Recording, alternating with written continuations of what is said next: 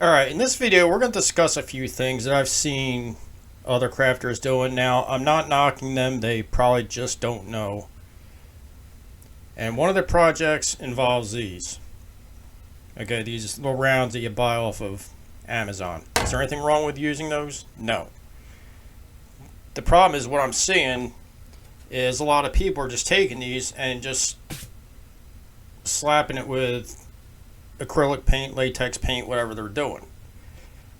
The problem with that is that these things are made out of basswood.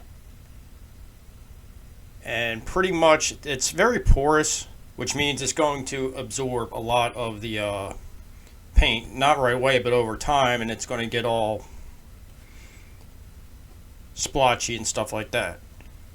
Okay, so there is a proper way to prep these, which I'm going to go over. Number one here, you can use the Zinsser bin. This is a shellac based primer. This one here is it's a quart, so about $21 a can for that. You don't have to use that if there's no, like this one here doesn't have a whole lot of knots or anything in it.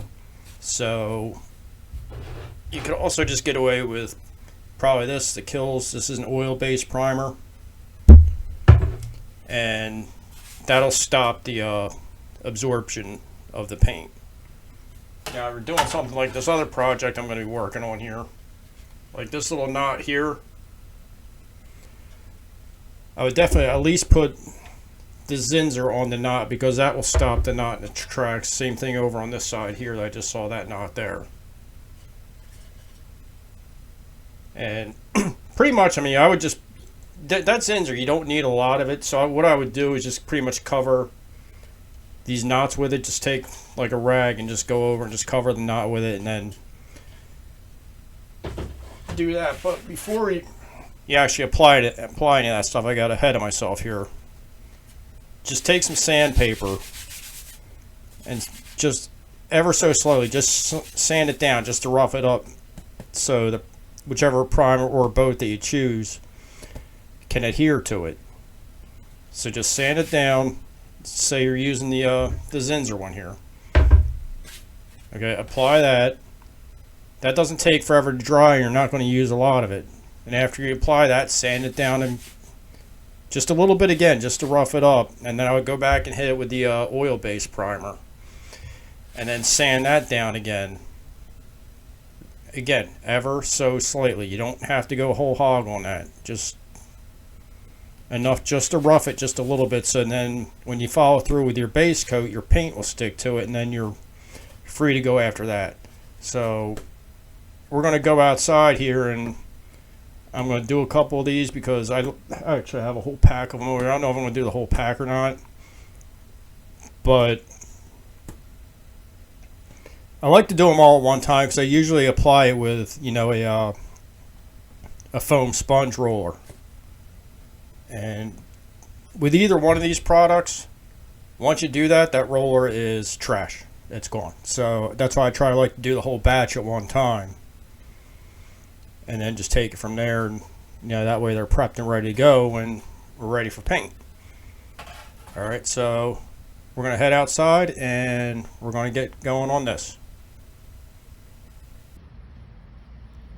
Alright, so we're outside now. I'm going to do this as fast as I possibly can, because I don't have a garage and I have to do everything in the yard, and it's hot as hell out here today, and I don't want my phone to explode from the heat.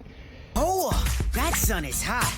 Like I said, we're going to sand, prime, and sand again after it dries. I don't know if I'm going to film that portion of it or not, but you'll understand, hopefully.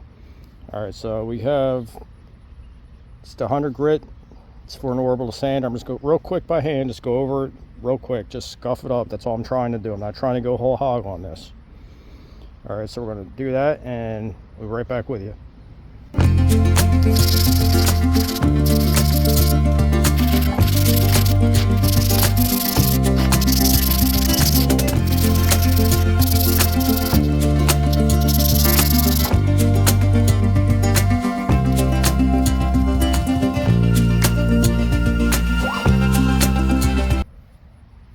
Alright, that's about it for the sanding, so we're going to go ahead and move on to the primer. Yeah, as you can see, like I said, you're not trying to really sand it down like it's a final project. You're just trying to scuff it up as much as you can.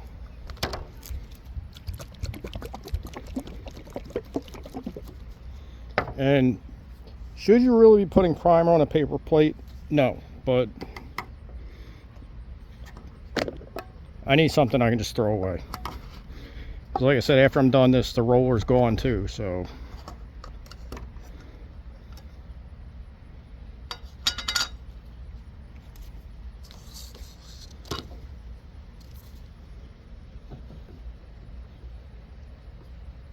Let's go and mix it up.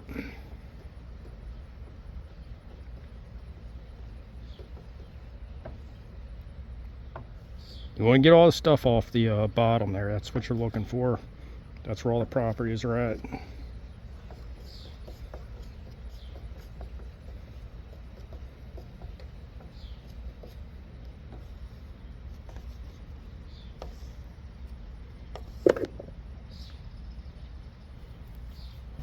Alright, just a little bit onto the plate there.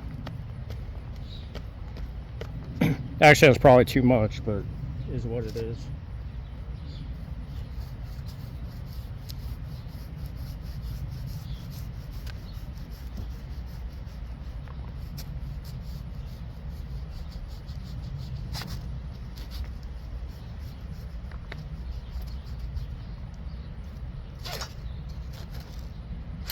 And what this is actually going to do is form a barrier between the paint that you're going to apply and the wood itself. So I'm only going with the oil-based primer because I really don't have any knots in these. That's why I'm not using the other one as well. But use your own judgment on what you need to use.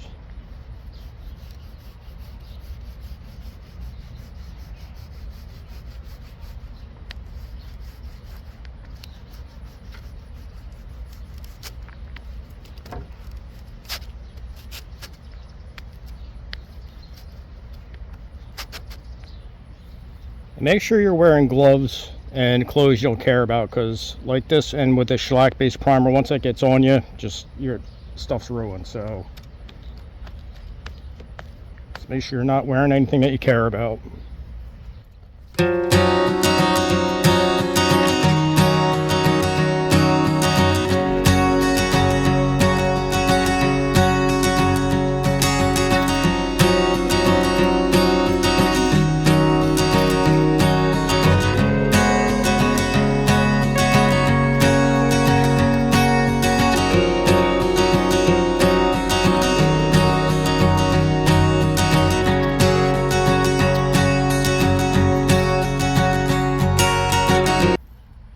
Alright, so there you have it. We're sanded, we're primed.